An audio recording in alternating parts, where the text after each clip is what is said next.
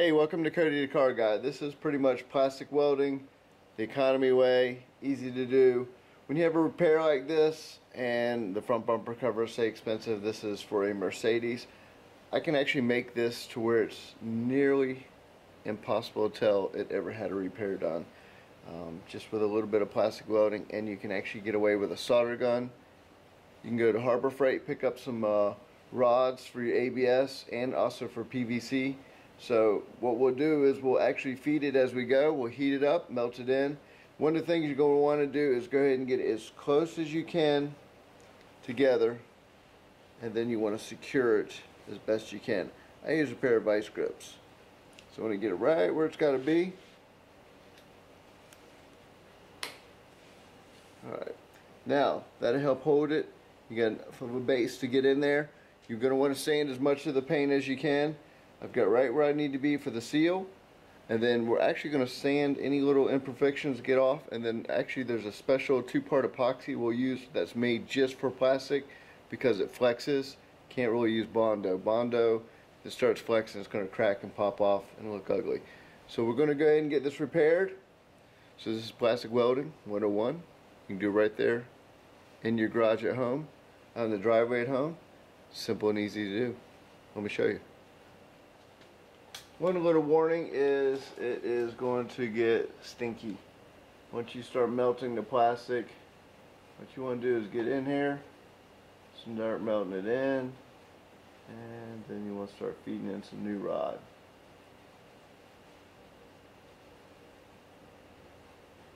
It don't got to be pretty, because once you get it in there, I'm going to come back through, re-sand it back down. All you're doing is remelting this back in and making that back solid again.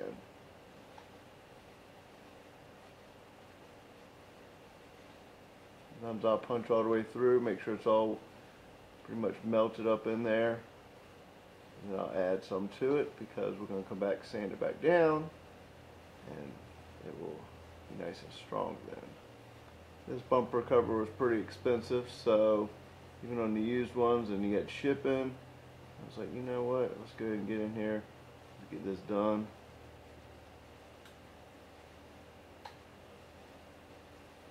You can actually come in the back side and put a support in there too, and use some polyurethane adhesive. Put it on there. Once it's attached, it will never come apart. You'd have to hit a curb or something pretty good again. That's what happened on this one. Someone hit a curb. This front little section here, then we'll start working our way back up again.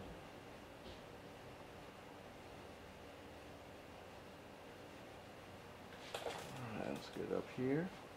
Let all that cool down up there. We'll start working our way back down again.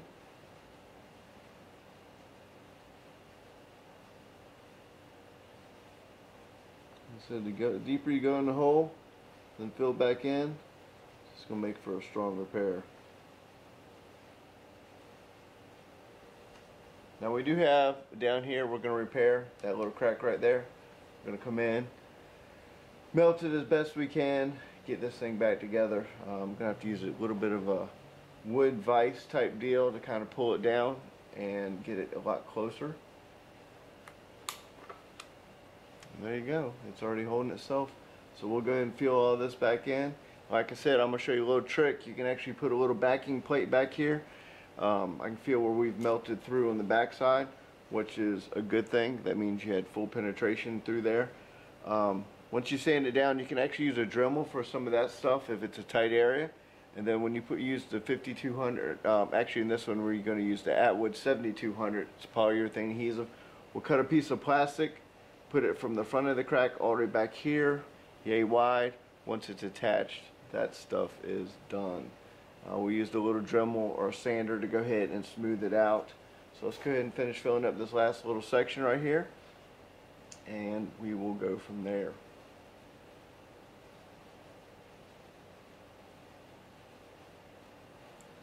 Like I said, it's okay if it goes through the backside. It just means you got full penetration, you filled up the crack, you can sand it down.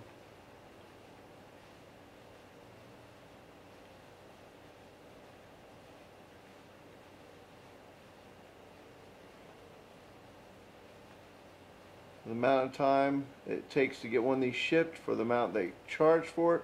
I can already have this one repaired, primed, resanded back down, shot, and back on the car before the other one ever even shows up to the shop.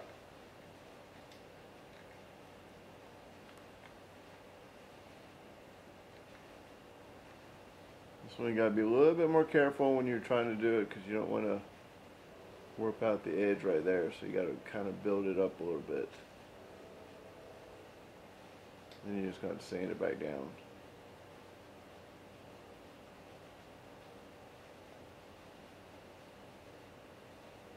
I've got it built up a little bit more than what was there.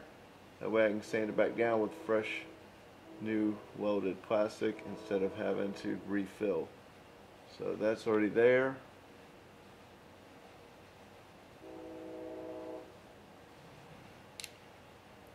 Alright. Now, once you get it like this and we sand it back down, we'll get the first layer. We can fill in anything in the back that's got any holes that we went all the way through. I'm going to go ahead and see what we got to do to get these in position in the right spot so we can go ahead and get these sealed up.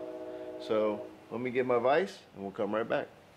Now pretty much what you want to do is you want to go ahead and grind as much paint as you can. I use a little Dremel on that one.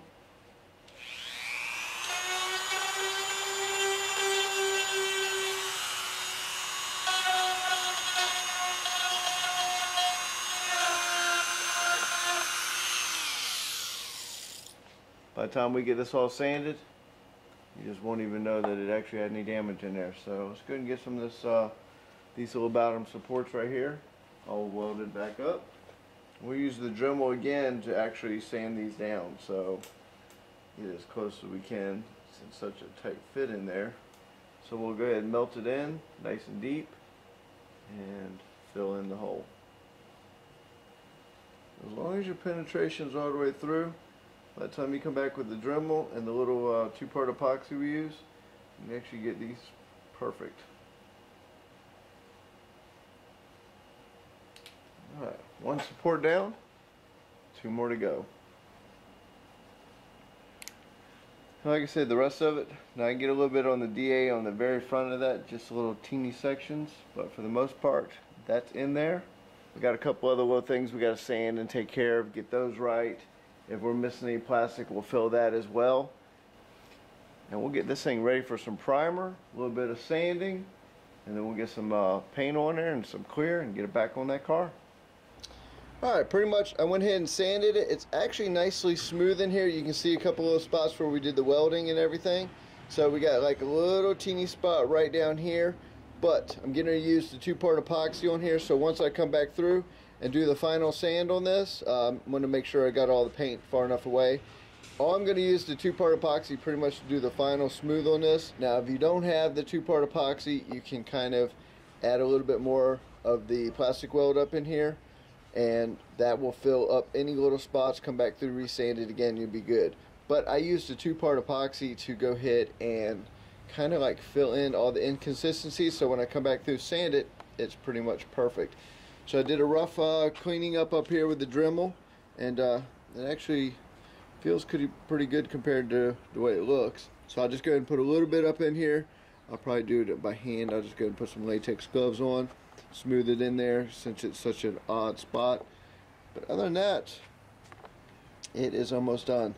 I'm going to go ahead and use that a little bit right here to fill this right here, this little teeny spot. I already welded it from behind, so it's nice and solid. So I'm just going to go ahead and fill that as well. Other than that, it's almost ready for some primer. Once I get that in there, sanded the bottom section right here, that's all done. So all the curb marks that she had on there is gone. The side over here is done. So let me get some the two-part on here, get this finished up, get some primer on it, get this thing painted and back on the car. Alright, so all y'all wondering what epoxy I was using this stuff right here. It's by USC. It's called Flex Filler 2. It's pretty easy to use, hardens pretty fast, it's easy to sand, does great job. Just don't get it wet. Once it's primed and everything, and it does great then, and paint on top of it, but for some reason or another, if I was to try to wet sand this, it just kind of breaks it down pretty good. It's very flexible, works great, so when the bumper moves around, it just doesn't do anything. Where if you do that with Bondo, it's going to start splitting and cracking right away. So I pretty much put that on a couple of the spots that needed addressing so I can get a smooth finish for the primer. So of course I can get some color on here. A little bit of sanding to do, get this little edge perfect and stuff, and then I'm going to get some primer on this bad boy tonight, get it shot, get some color, and by tomorrow this will be back on the car and I will show you guys the finished product and you won't even be able to tell we did any damage. Let me get some sanding on here. I'm going to come back, show you, then I'm going to get some primer on here, I'm going to come back, show you what it looks like, and then of course after I get it painted. So tonight paint will be on this 100%. It's time for me to get to work. Alright, got a little bit of primer on this thing and it doesn't look that bad at all. So a little bit more primer, a little bit more sanding. I just had to pretty much come back through and touch up, and once we get the final primer on this, it will look really good. Alright, pretty much got it out of the paint booth, sitting in some sun to do a little bit of baking. Still got that little bit of tape to pull off on the trim. Went ahead and put some of the fog lights back in, and that was where the welding was done. Now I will just go ahead and point it out, I managed to bump it after I got in here doing it, so I'm gonna have to actually buff that little spot out. That pretty much gives you an idea. After I laid down the clear, it's pretty shiny, a little bit of buffing, and this thing is gonna look amazing. So that was ready to go into the trash, and now it is a working bumper again, getting ready to go back on the car right as we speak. So all the road rash is gone, not too bad. Alright, time to get it back up in the car so we can get that thing gone.